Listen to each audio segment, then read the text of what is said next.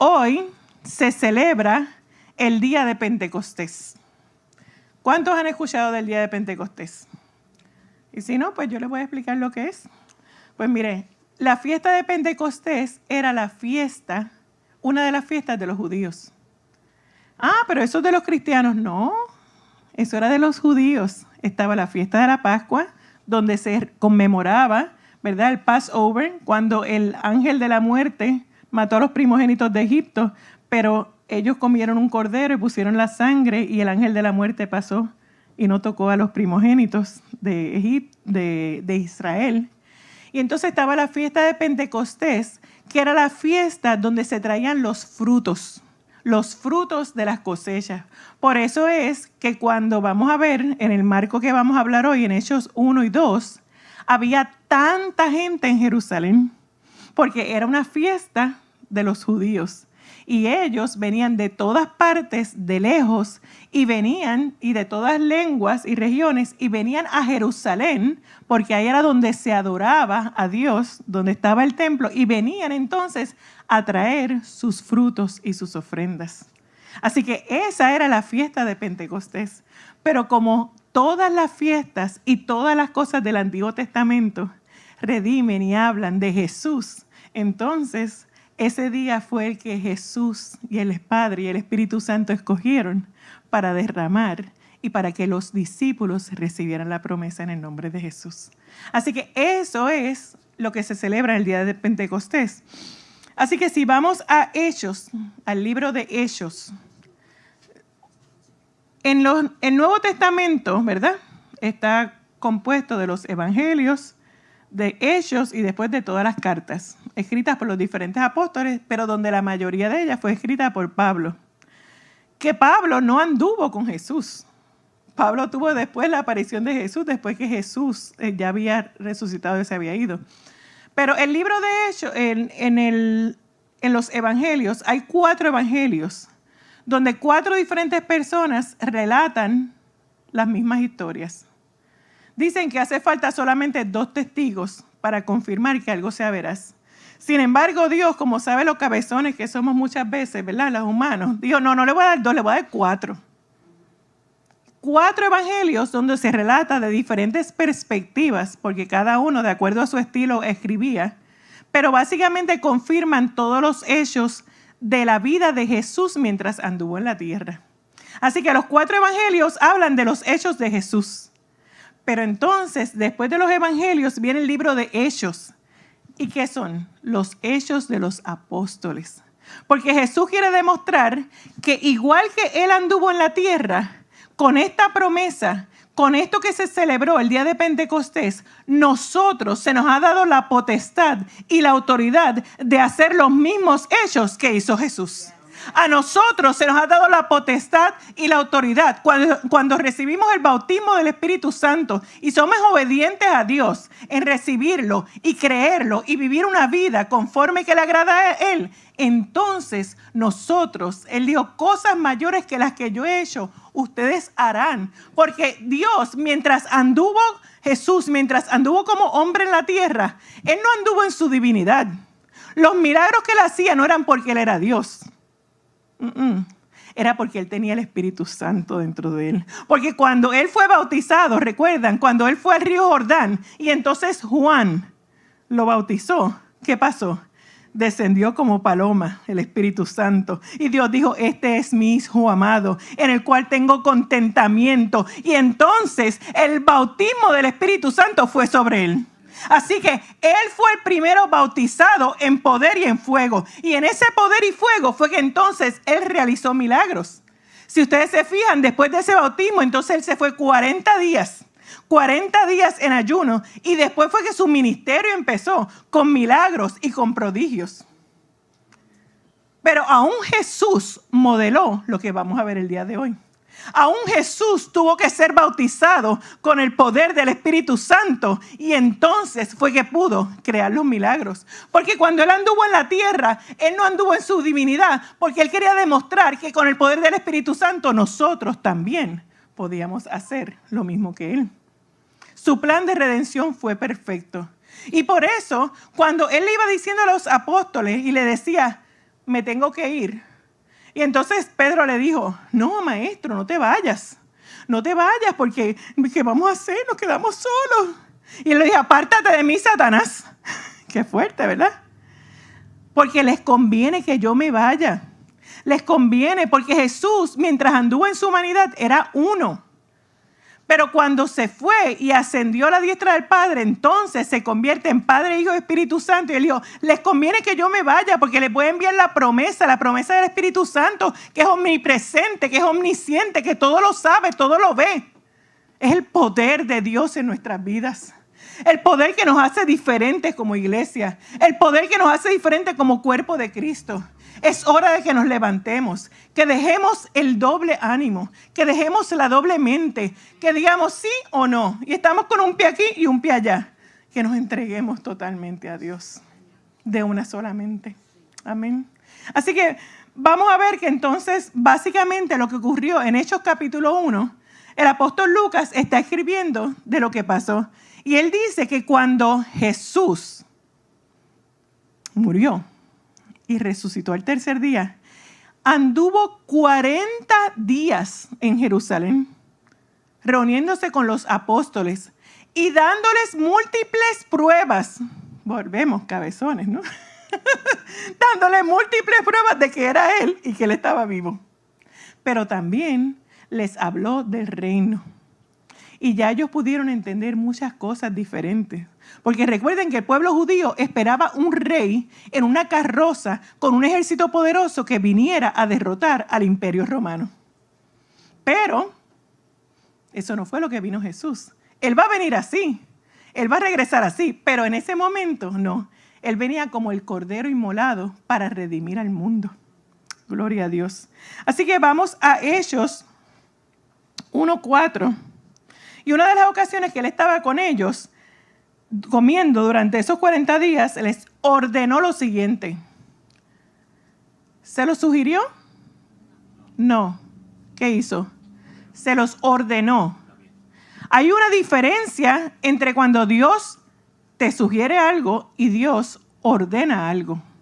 Mire, y yo he aprendido ya, y por eso estoy aquí, que cuando ya Dios ordena, es mejor obedecer. Y mejor aún hacerlo con gozo, ¿verdad? Porque entonces Dios se manifiesta y estamos en una sola mente. Y dice Hechos 1:4, dice, una vez, mientras comía con ellos, les ordenó, no se vayan de Jerusalén hasta que el Padre les envíe el regalo que les prometió, tal como les dije antes. Juan bautizaba con agua. Pero en unos cuantos días ustedes serán bautizados en el Espíritu Santo. ¿Y cuál es la diferencia? Muchos de ustedes han sido bautizados en agua, pero quizás a lo mejor todavía no han recibido el Espíritu Santo. Algunos de ustedes, porque yo sé que el pastor siempre ora cada vez que va a las aguas para que reciban también el bautismo del Espíritu Santo. Pero algunos sí, otros no. ¿Pero qué significa eso? Que sí necesitamos el bautismo del Espíritu Santo. Y dice, entonces los que habían reunido le preguntaron diciendo, Señor, ¿restaurarás el reino de Israel en este tiempo? Y él está hablando de una cosa y ellos desvían la conversación. La gente es tremenda, ¿verdad? Pero si estoy hablando del Espíritu Santo, olvídate del reino. Ya te dije que no vengo como hello. Y les dijo, ¿no os toca a vosotros saber los tiempos o las sazones que el Padre puso en su sola potestad? Pero volvamos al tema. Recibiréis poder cuando haya venido sobre vosotros el Espíritu Santo y me seréis testigos en Jerusalén, en toda Judea, en Samaria y hasta lo último de la tierra. Aleluya. Esa es la orden que Dios nos da. Nosotros no podemos, tenemos que dejar de ser cristianos de domingo. Tenemos que ser cristianos de domingo, de lunes, de martes, de miércoles, de jueves, de viernes y de sábado 24/7. Ay, pastora, ¿qué significa eso? ¿Que tengo que estar todos los días en la iglesia? No, porque tú eres iglesia. Porque tú, cuando tú decides y recibes la promesa del Espíritu Santo, tú te conviertes en iglesia. Tú eres el organismo vivo de Dios para reflejar el poder y para brillar con la luz de Cristo. Ay, pero yo tengo todavía lucha. No importa.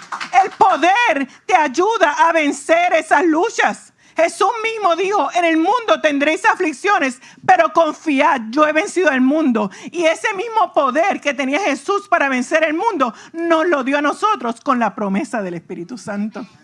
Gloria a Dios. Así que ellos trataron de desviar la conversación. Él les dijo, no, mira, lo que importa, olvídense del reino, olvídense de la política, olvídense que si vengo, quién está reinando, olvídense de eso. Olvídense si son los demócratas o los republicanos, si es Biden o Trump o DeSantis, olvídense de eso. Lo que importa es que en los últimos días, las tinieblas cubrirán la luz. Pero yo, Jehová, amaneceré y brillaré, y la luz de Dios brillará sobre la iglesia, sobre el pueblo escogido, sobre los que hayan dicho que sí a Dios. Eso es lo que importa.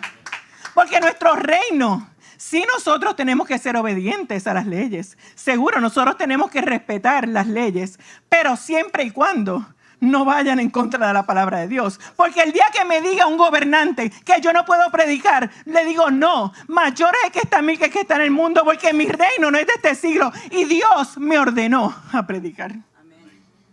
Así que tenemos que saber diferenciar una cosa de la otra. ¿Cuál es el poder que se nos dio? Mira, vamos a Lucas, capítulo 10, versos 19 al 21. Y dice la palabra de Dios, he aquí os doy poder de hollar serpientes y escorpiones y sobre toda fuerza del enemigo, y nada os dañará. Así que cuando vemos una serpiente por ahí, no vamos a correr donde ella, pero tampoco salgamos corriendo.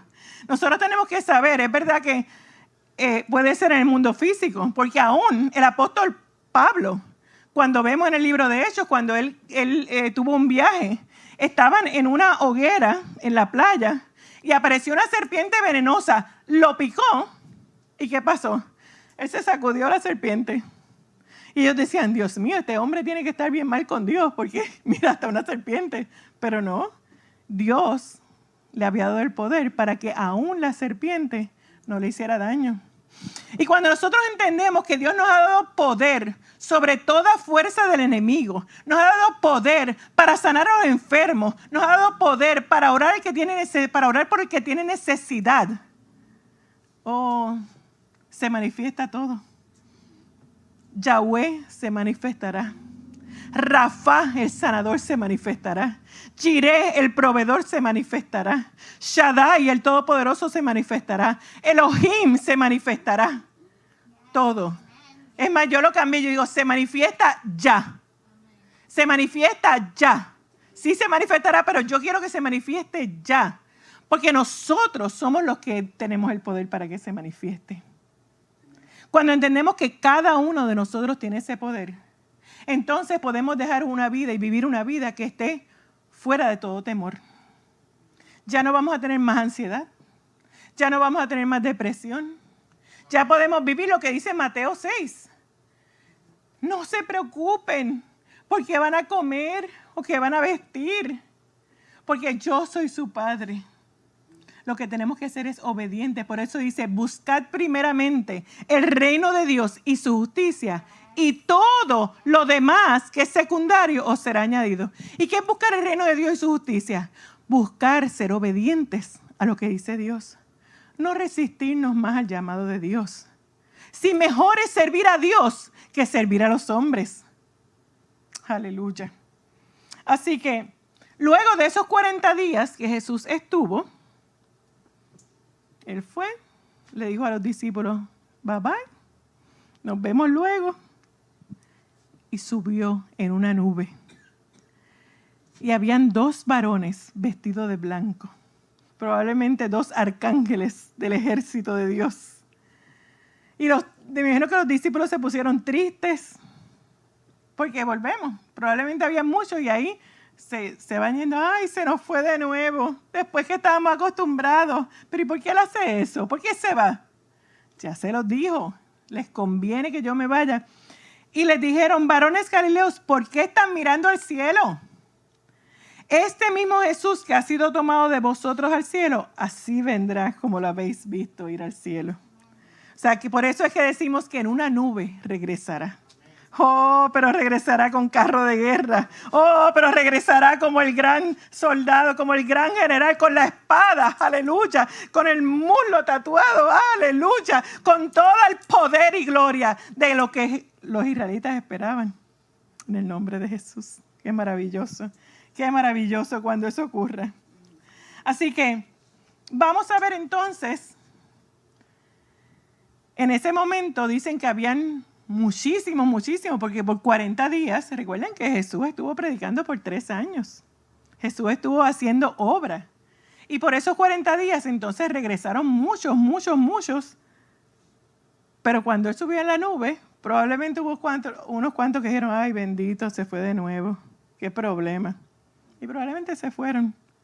Pero por eso Él le había dicho, les ordenó que no se fueran de Jerusalén y esperaran la promesa. Y algunos se fueron. Los que no creyeron, se fueron. Sin embargo, Hechos 2:1 dice, cuando llegó el día de Pentecostés, estaban todos unánimes juntos. O sea que los que tenían doblemente fueron los que se fueron. Los que no creían que Jesús de verdad iba a mandar la promesa, se fueron. Los que no creían y pensaban, tenían un pie aquí y otro allá, se fueron. Pero los que se quedaron estaban unánimes, juntos. ¿Y qué quiere decir la palabra unánimes? Mire, dicho de 2 o más personas que tienen un mismo parecer, dictamen, voluntad o sentimiento. Así que, ¿cuál es la condición para recibir el poder? Estar unánimes, juntos. Unánimes, juntos.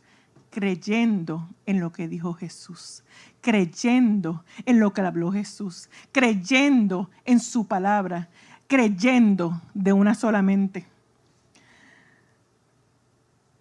¿Qué es lo opuesto a estar unánimes juntos? Pues mira, lo opuesto a estar unánimes juntos es tener doble ánimo o doble mente.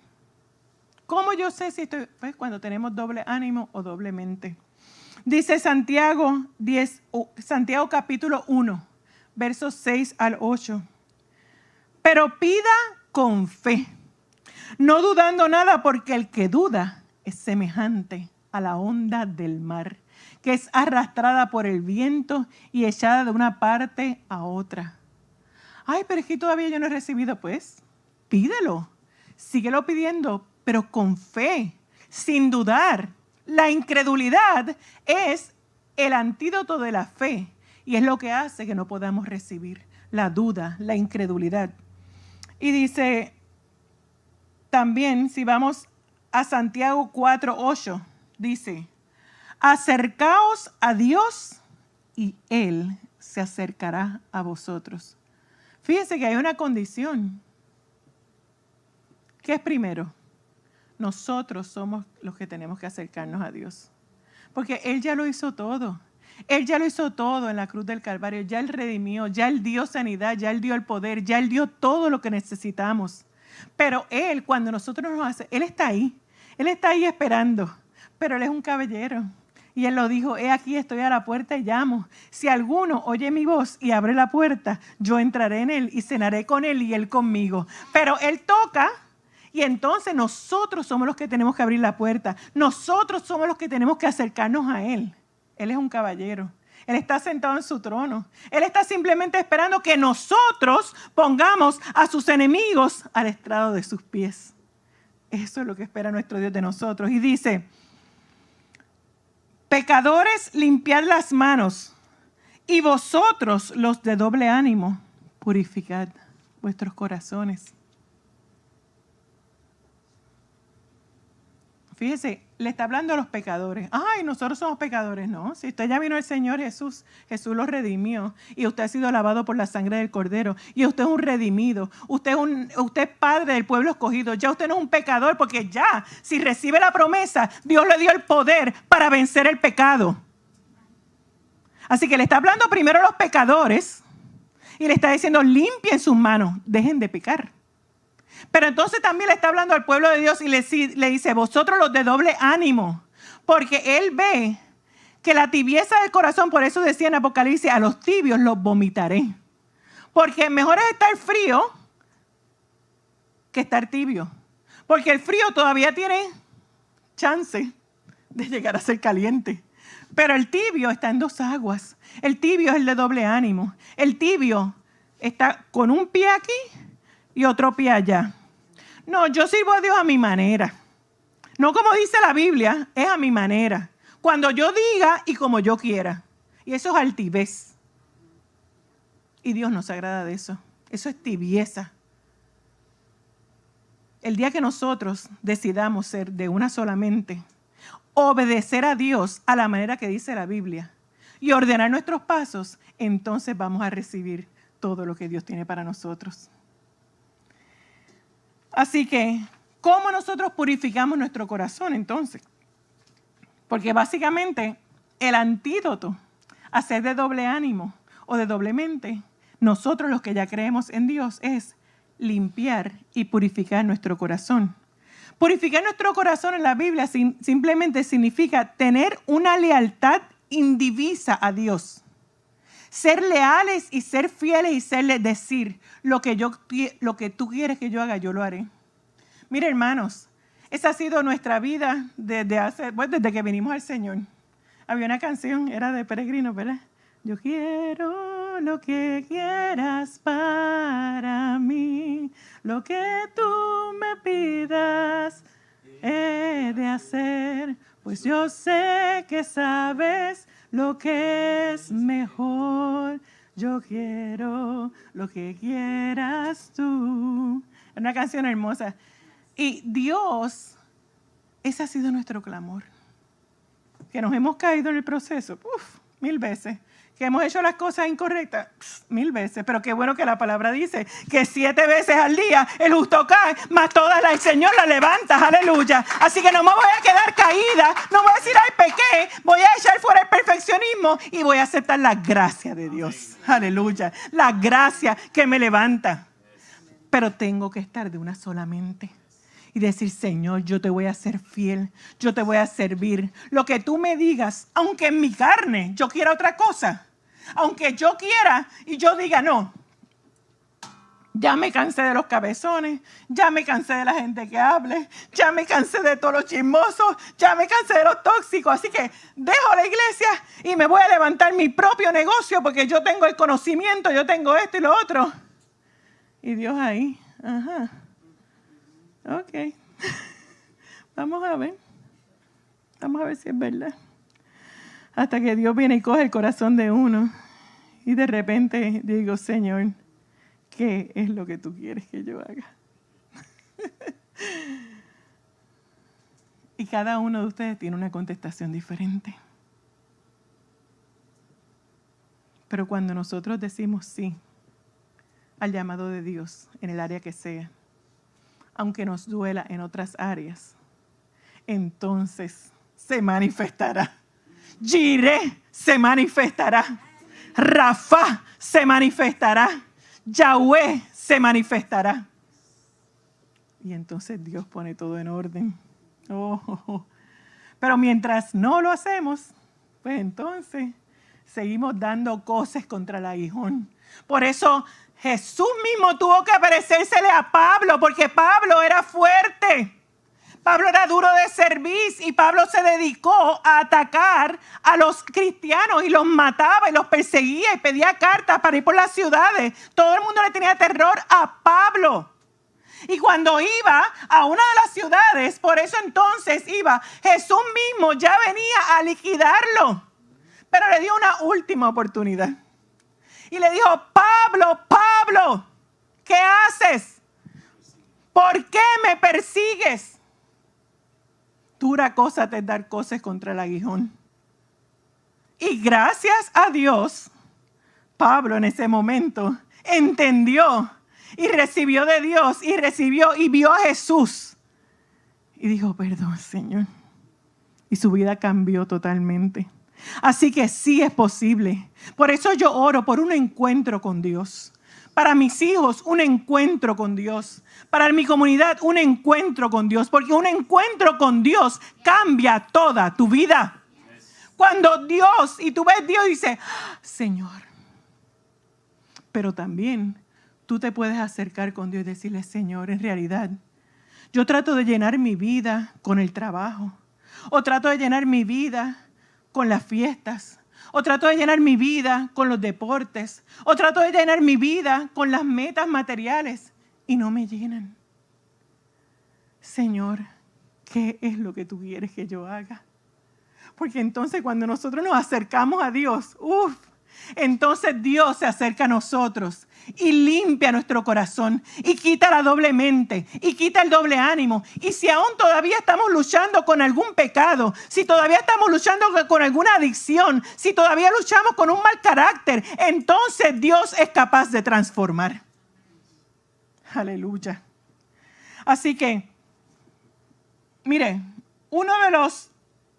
hay otra versión, vamos al Salmo 24.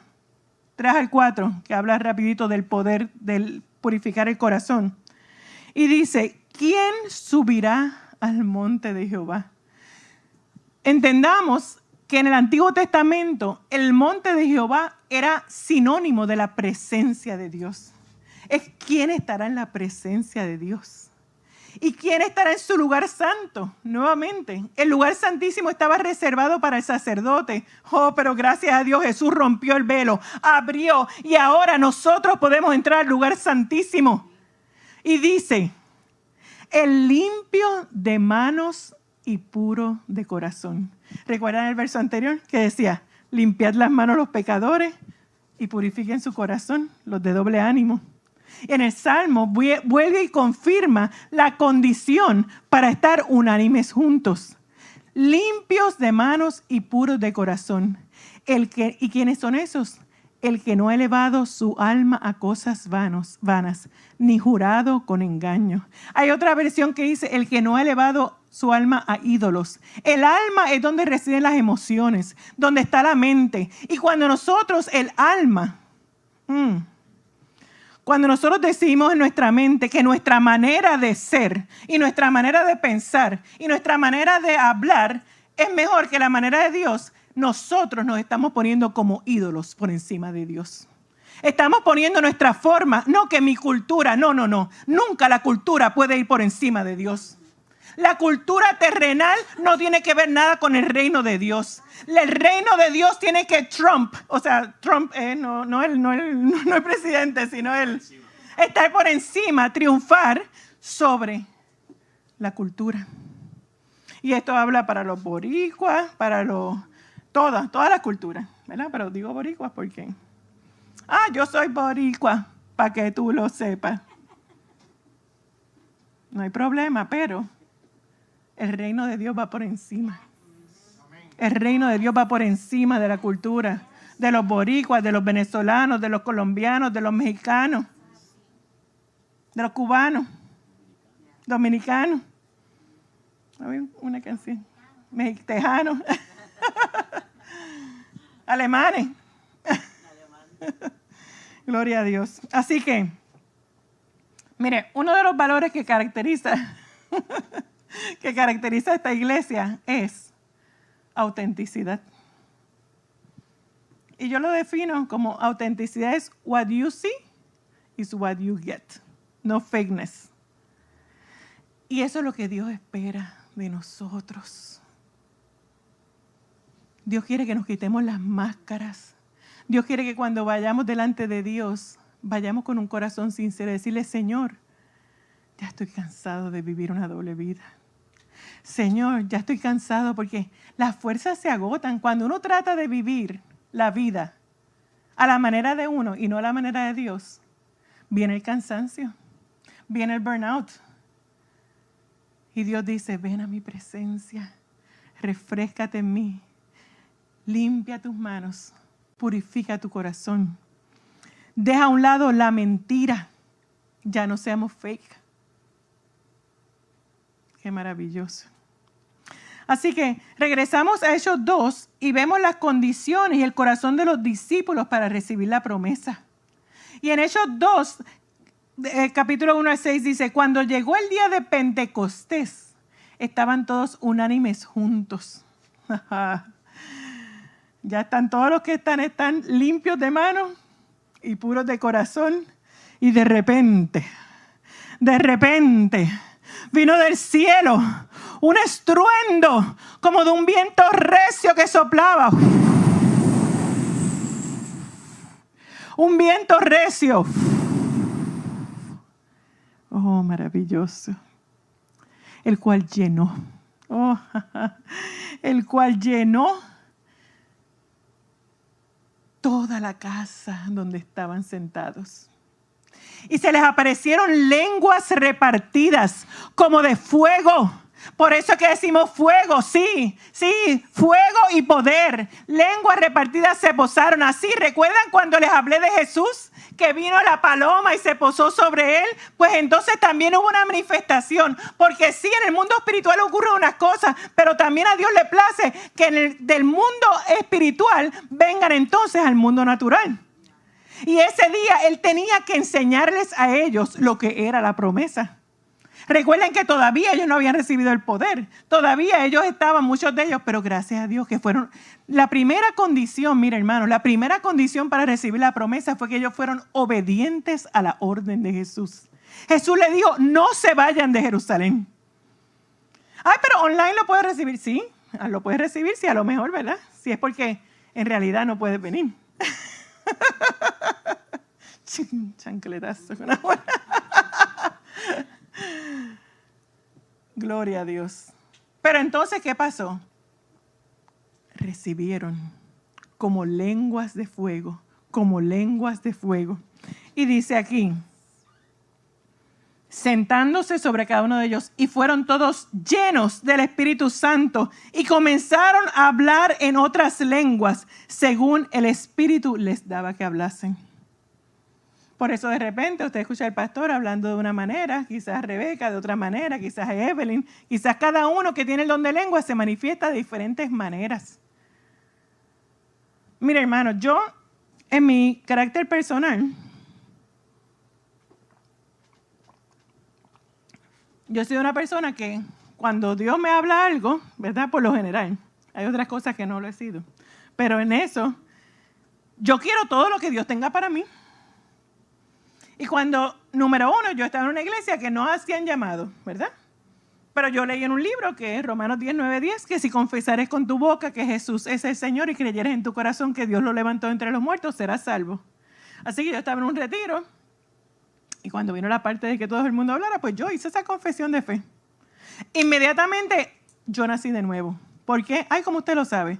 Porque al otro domingo fui a la iglesia donde estaba y cuando escuché el mensaje, lo entendí diferente. Así que sí, yo nací de nuevo. Pero yo no conocía de la promesa del Espíritu Santo, porque nunca la había escuchado. Así que entonces, cuando empecé a ir a otra iglesia, donde entonces sí hablaban del Espíritu Santo, y hablaron de la promesa y no la tenía, yo decía, yo estaba en mi casa, en mi cuarto, y yo dije, Señor, yo quiero esa promesa.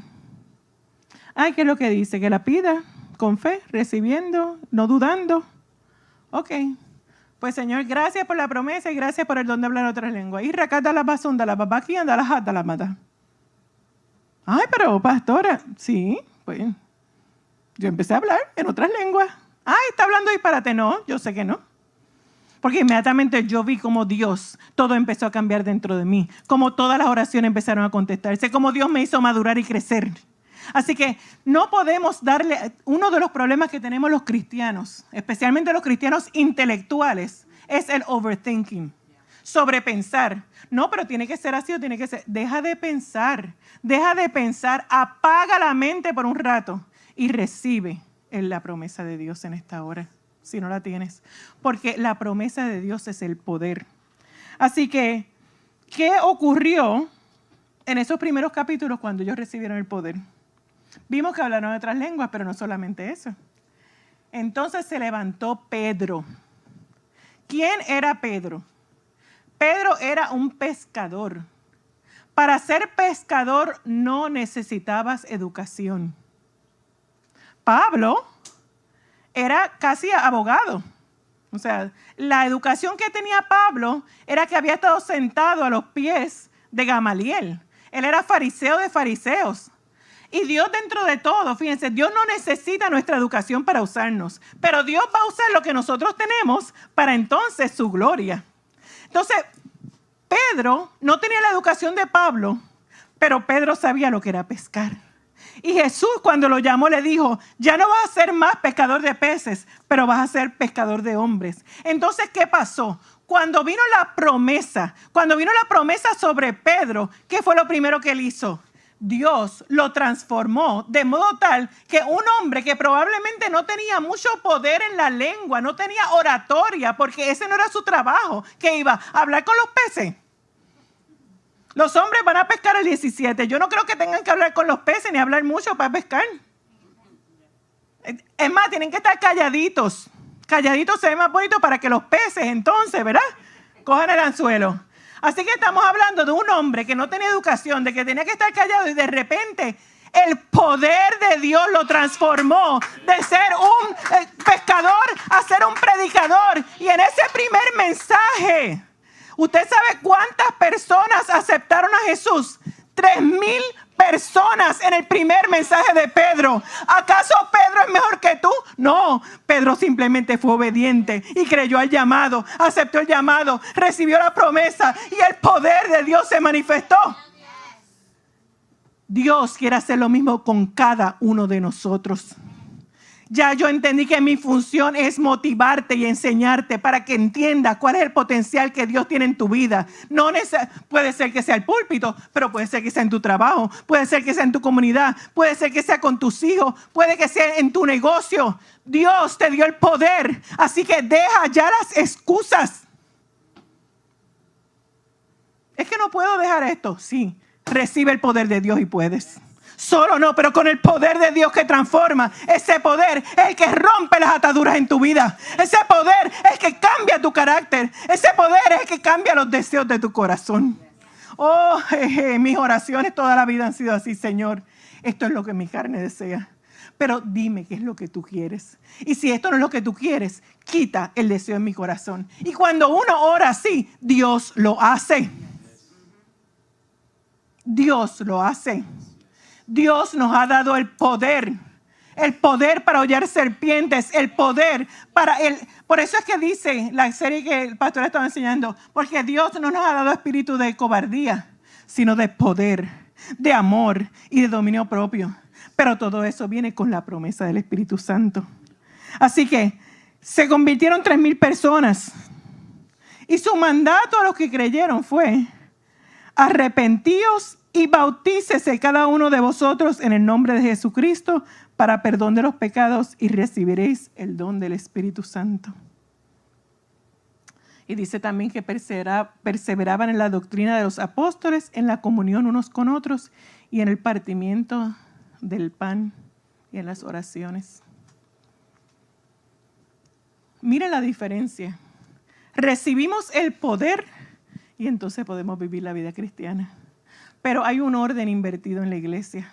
La gente piensa que tiene que tratar en sus fuerzas vivir la vida cristiana y después, si Dios se agrada, recibir el poder. No, y el orden está incorrecto.